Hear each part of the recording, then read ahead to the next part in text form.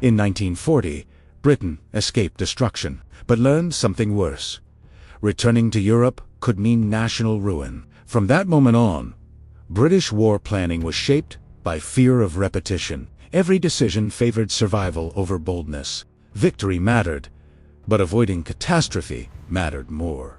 Years passed under rationing, air raids, and isolation, conditioning an entire command culture to expect loss before success. Then the landscape began to change. Ports filled faster than planners believed possible. Supplies arrived not in desperation, but in rhythm. What British officers saw was not reinforcement, it was permanence, and permanence changes how risk is calculated. What kind of trauma teaches an army to fear victory as much as defeat? Because the answer isn't in the invasion itself, it's buried in a trauma Britain carried long before the first American ship ever arrived. Britain entered the war expecting a long struggle, but the speed of collapse in 1940 reshaped every strategic instinct. France fell in weeks, and the British Expeditionary Force escaped through Dunkirk, stripped of heavy equipment and confidence. What should have been annihilation became survival, yet the evacuation left a scar. Senior officers learned that confronting the German army head-on in Western Europe invited catastrophe.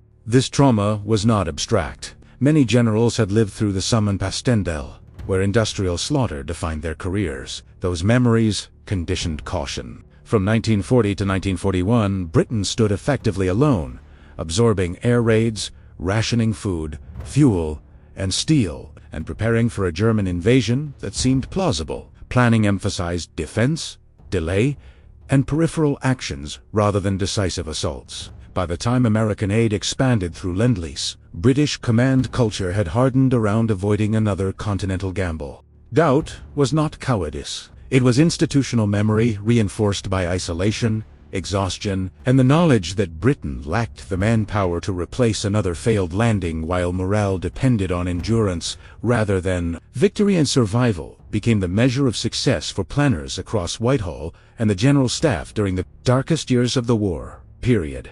American troops began arriving in 1942, bringing visible relief to a population stretched thin by war. Crowds in Northern Ireland and Britain welcomed them with curiosity, music, and cautious optimism, seeing their presence as evidence that invasion fears might finally recede. Among officers, enthusiasm mixed with skepticism. American soldiers appeared well-fed, well-paid, and lavishly equipped compared to British units living under strict rationing. This contrast created unease inside the army, where leaders worried about morale and discipline if disparities became too obvious. Many British commanders questioned whether these newcomers, untested in major European combat, understood the realities of fighting Germany. Yet the steady flow of convoys and men was impossible to dismiss. Even those doubtful of American experience recognized that such resources could not be symbolic alone. The arrival marked the first tangible sign that Britain would no longer carry the burden by itself into the future.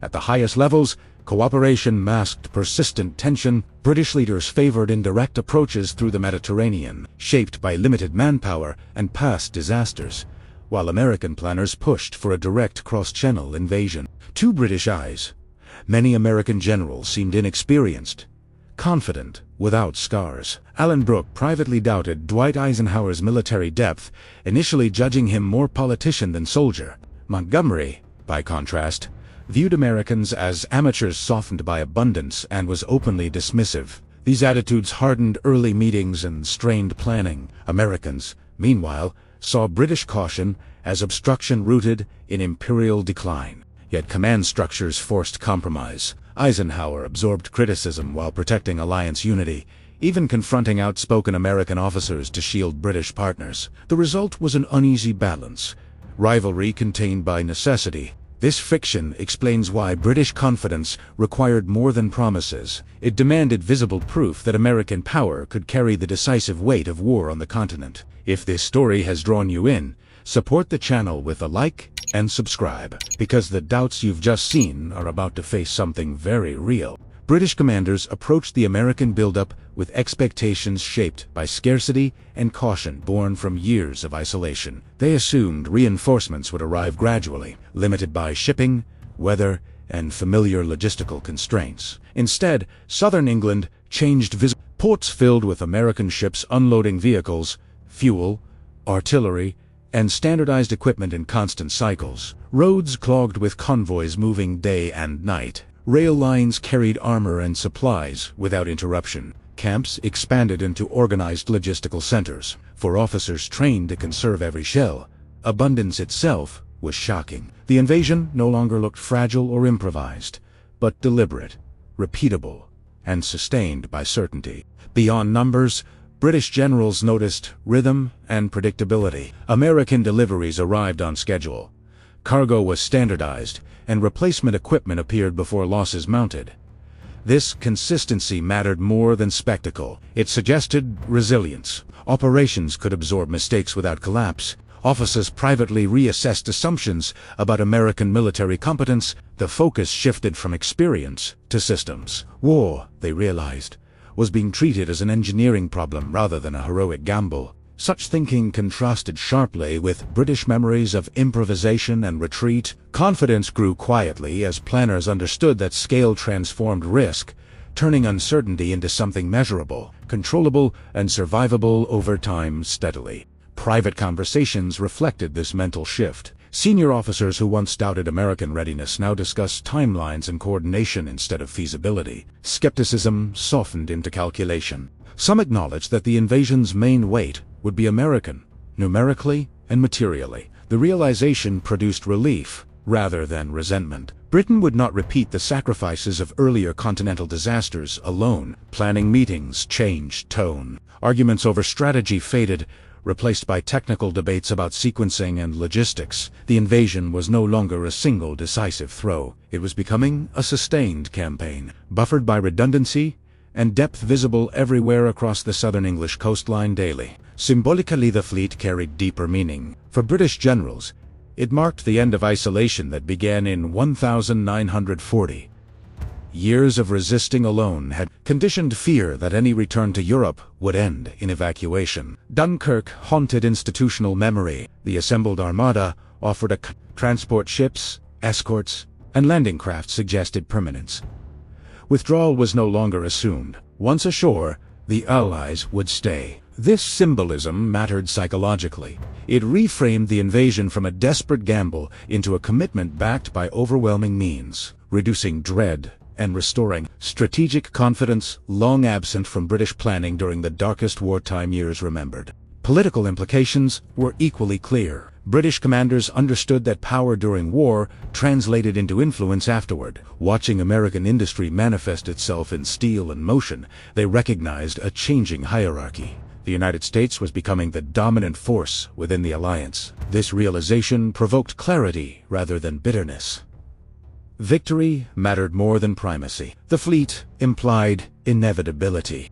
Germany now faced an enemy capable of sustaining attrition indefinitely across multiple fronts. For Britain, whose survival depended on endurance, this alignment of capacity and purpose felt reassuring, even if it foreshadowed a world no longer led from London after the coming war. Relationships within the Allied command evolved under this pressure. Eisenhower's position gradually gained legitimacy in British eyes. Early doubts about his lack of battlefield command faded as coordination improved. Meetings became increasingly technical, centered on logistics, timing, and synchronization. Personality conflicts mattered less than performance. Cooperation shifted from political necessity to operational requirement. British officers began trusting systems rather than assurances. What mattered was throughput, schedules, and reserves.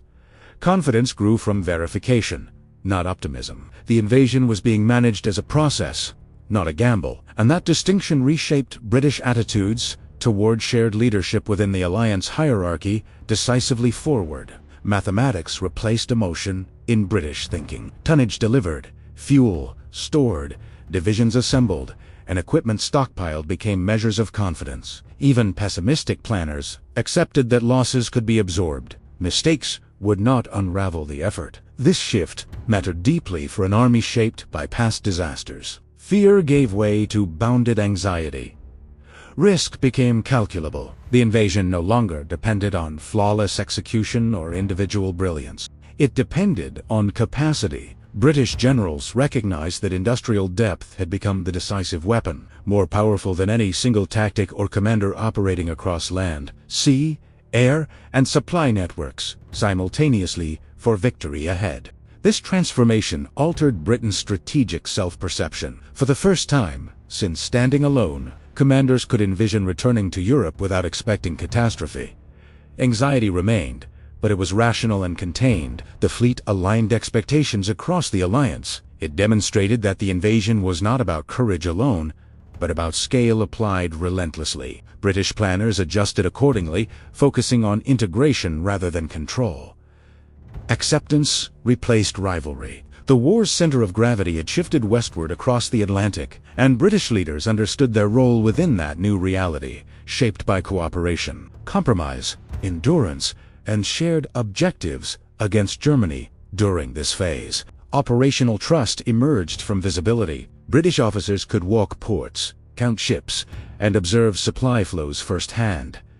Confidence no longer relied on promises or rhetoric. It was empirical. This visibility reduced friction and suspicion within the command structure. Cooperation became habitual rather than forced. Shared success replaced competitive pride. The fleet functioned as evidence that alliance unity had material foundations. British skepticism, cultivated by hardship, finally softened. What remained was cautious confidence grounded in steel, schedules, and numbers that could be verified daily without interpretation or exaggeration, reinforcing belief in outcomes, sustainability, and endurance, moving forward together confidently at last. In Tissensee, the invasion fleet changed minds before it changed history. It resolved doubts rooted in memory, loss, and isolation. British generals did not abandon caution, but they recalibrated it. The war had entered a phase where endurance favored the Allies overwhelmingly. The fleet marked that transition. It closed the psychological distance between planning and possibility. When the invasion came, it did so on a foundation already accepted as viable. That acceptance, forged on English shores, became an unseen but decisive factor in the campaign that followed, shaping confidence, resolve, cooperation, and eventual victory across Western Europe thereafter, decisively. For British generals, the American invasion fleet marked the definitive end of a lonely chapter that had begun in 1940. Years of strategic isolation, hair-bomb rationing, and defensive thinking shaped their instincts. Seeing overwhelming American power assembled on British shores signaled that survival was no longer the sole objective. The war had shifted from endurance to resolution. Britain would not face Germany alone again. And that certainty reshaped calculations. The fleet also provided psychological certainty that earlier Allied ventures had lacked. For commanders haunted by Dunkirk, it proved that this invasion would not end in evacuation. Scale meant permanence. Even if errors occurred, supply, manpower, and naval dominance ensured continuity. This understanding reduced fear of irreversible failure and replaced it with acceptance of risk. The invasion was dangerous, but disaster was no longer assumed as the default outcome anymore. Politically, British leaders grasped the broader implications immediately. The assembled armada confirmed that the United States had become the dominant power within the alliance. This shift was not welcomed emotionally, but it was accepted strategically. Victory required American scale. British influence would now rest on experience, coordination, and legitimacy rather than material dominance. The fleet clarified that post-war leadership would follow industrial capacity, and Britain quietly adjusted expectations accordingly thereafter. Strategically, the invasion's success became inseparable from the psychological shift it created beforehand. Confidence formed before a single landing craft sailed. British generals entered the operation believing that, even with setbacks, the campaign would continue. That belief influenced decision-making, cooperation, and morale. The transformation of doubt into calculation mattered as much as firepower. The fleet ensured fear no longer dictated strategy, allowing commanders to act within sustained possibility thereafter. In retrospect, this moment defined more than an invasion. It marked the point when British generals accepted a new global reality. The price of victory was shared leadership under American dominance. That acceptance enabled unity, efficiency, and success. The D-Day landings flowed from this mental transformation. When Britain saw America's fleet, it understood the war's outcome was no longer in doubt, only its cost and duration remained to be determined.